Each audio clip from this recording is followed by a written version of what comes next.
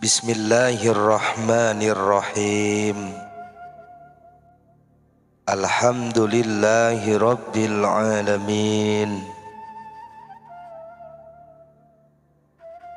Assalatu wassalamu alaika ya sayyidi ya Rasulullah. Khudh biyadi qallat hilati adrikni. Mata pedang itu bisa tajam jika diasah dengan gerinda atau batu khusus. Dengan demikian, ia dapat dipakai untuk menebas sesuatu atau bahkan untuk berperang melawan musuh. Begitu pula kolbu dapat menjadi tumpul jika ditelantarkan. Ia akan berdebu, bahkan berkarat bila tidak diasah. Agar kolbu bisa tajam, maka harus diasah dengan riyadhah, yaitu latihan-latihan. Bentuk latihannya ialah menahan atau menguasai hawa nafsu. Inilah salah satu dari sekian amalan yang harus dilalui agar kolbu kita bisa tajam sehingga dapat melihat sesuatu yang gaib, sehingga bisa memandang sesuatu yang tidak dapat dipandang oleh orang awam. Ketahuilah, nafsu itu jika dibiarkan akan dapat menguasai hati, akan dapat menggelapkan kolbu kita sehingga tidak mampu menerima ilham atau kebenaran dari Allah Subhanahu wa ta'ala.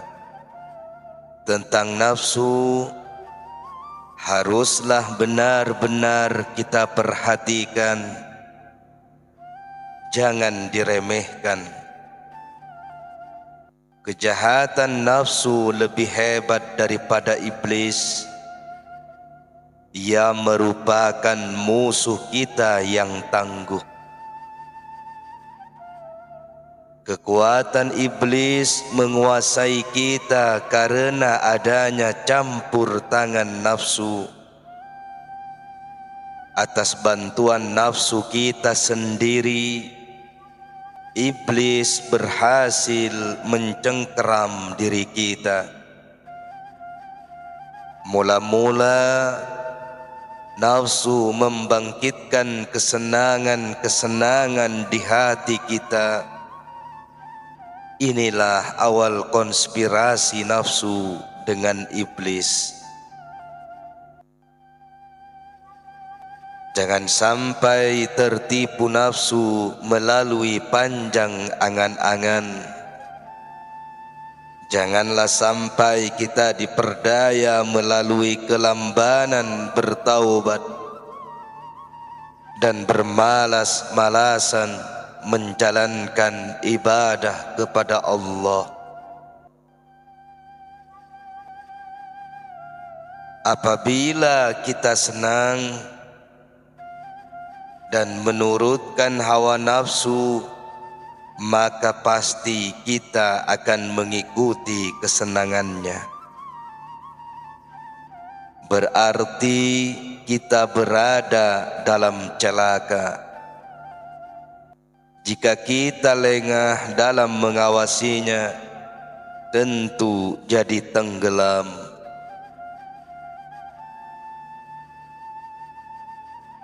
Jika kita lemah dalam melakukan perlawanan terhadap nafsu tersebut, tentu terseret ke neraka. Nafsu bukanlah sesuatu yang dapat diarahkan menuju kebaikan. Dia merupakan pangkal dari berbagai macam bencana dan sumber dari setiap keburukan. Ini merupakan gudang kekayaan iblis dan tempat berlindungnya setiap kejahatan. Dan hanya Allah saja yang mengetahuinya. Karena Allah yang menciptakan, karenanya hendaknya kita takut kepada Allah, sebab Dia yang maha mengetahui tentang segala sesuatu yang dikerjakan manusia. Ketika manusia berpikir tentang usianya yang telah berlalu demi kepentingan akhirat, maka pemikiran semacam ini dapat membersihkan hati. Bukankah Rasulullah sallallahu alaihi wasallam bersabda, berpikir 1 jam lebih baik daripada beribadah 1 tahun. Bagi orang-orang yang berakal, seharusnya segera bertaubat dari dosa yang telah lalu, berpikir tentang sesuatu yang dapat mendekatkan diri kepada Allah, sehingga bisa memupus angan-angan kosong. Ini akan membuatnya menjadi selamat di kampung akhirat. Tinggalkan larangan-larangan Allah dan bersabarlah untuk menahan diri agar tidak mengikuti kemauan hawa nafsu. Sebab nafsu itu ibarat berhala. Siapa yang mengabdi kepadanya, berarti ia menyembah berhala. Tetapi barang siapa yang mengabdi kepada Allah dengan rasa ikhlas, berarti ia telah mengalahkan hawa nafsunya. Diterangkan dalam sebuah riwayat bahwa suatu hari Malik bin Dinar berada di pasar Basrah. Ia melihat buah tin. Ia melepas sandalnya dan diberikan kepada penjual buah tin.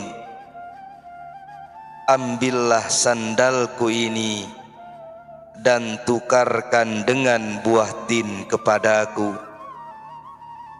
Penjual itu mengamati sandal Malik bin Dinar seraya berkata, sandal itu tidak cukup untuk ditukar dengan 1 buah. Malik bin Dinar lalu meninggalkannya. Sepeninggal Malik, seseorang berbisik bertanya kepada penjual buah, apakah engkau tidak mengenalnya? Jawab penjual, tidak. Kata orang tersebut, dia itu Malik bin Dinar.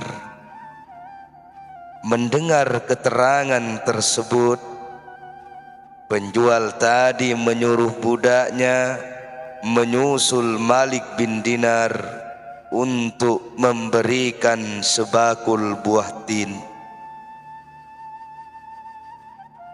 Tuan, ini buah tin dari juraganku, terimalah, kata budak tersebut. Malik bin Dinar tidak tertarik sama sekali. Budak itu berkata, ambillah buah ini, di dalamnya terdapat kemerdekaanku. Malik bin Dinar menjawab, jika di dalamnya terdapat kemerdekaanmu, di dalamnya juga terdapat siksaku. Si budak tetap mendesak dan merayu-rayu agar Malik bin Dinar mau menerimanya. Karena jika mau menerimanya, ia akan merdeka dari budak. Namun Malik bin Dinar berkata, aku bersumpah tidak akan menggadaikan agama dengan buah tin itu, dan aku tidak akan memakannya hingga hari kiamat. Riwayat lain yang patut dicontoh tentang bagaimana Malik bin Dinar mengekang hawa nafsu hingga menyebabkan kematiannya. Diterangkan bahwa suatu ketika Malik bin Dinar menderita sakit. Ia sangat ingin merasakan semangkuk madu bercampur susu dan roti hangat. Pelayannya kemudian membawakan makanan yang diinginkan juragannya. Malik bin Dinar memandangi makanan itu sesaat, lalu berkata, wahai nafsu, engkau telah bersabar untuk tidak memakannya selama 30 tahun. Kini umurmu hanya tinggal sesaat saja. Mengapa engkau tidak sabar? Lalu Malik bin Dinar berpaling dari makanan itu dan tidak menyentuhnya sama sekali. Tak lama kemudian ia menghembuskan nafasnya yang terakhir. Mereka inilah orang-orang yang teguh dalam pendirian dan mampu menahan hawa nafsu. Kesabarannya layak mendapatkan balasan berupa tempat terhormat di sisi Allah Subhanahu wa ta'ala. Dalam sebuah hadis dijumpai keterangan bahwa Rasulullah sallallahu alaihi wasallam bersabda, terangilah hatimu dengan lapar, perangilah nafsumu dengan lapar dan haus. Rajin-rajinlah untuk senantiasa mengetuk pintu surga dengan lapar pula. Karena pahala menjalankan semua itu seperti pahala orang yang berjihad di jalan Allah. Sesungguhnya tidak ada satu amal pun yang lebih dicintai oleh Allah daripada lapar dan haus.